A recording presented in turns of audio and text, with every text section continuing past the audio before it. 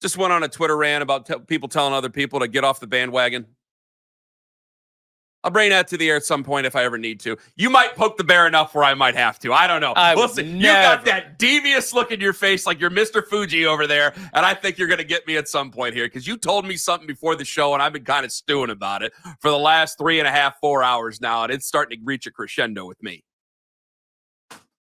I got to tell you, it takes a lot of stones to tell fans. I know there's a lot of people who are pretty cynical about this. This is coming out left field for a lot of people. I'm just going to leave it here. I know there's a lot of people who are pretty cynical about all three of these teams.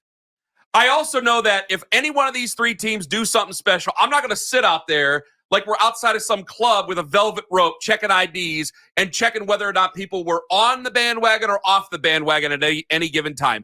I assume there's going to be times in everybody's lives where everybody is fit to be tied and they say they've given up on the Cavs, the Guardians, or Browns. I'm sure it's happened.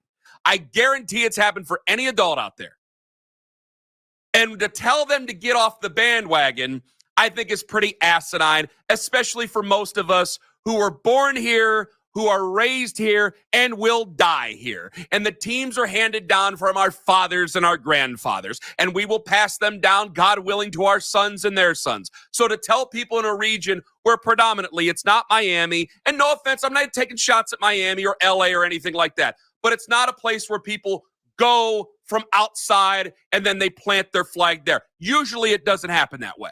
Usually it doesn't. We are multi-generation in the same region area, like Pittsburgh would be, like Detroit would be, like Indianapolis would be, so on and so forth, the northern half of the country.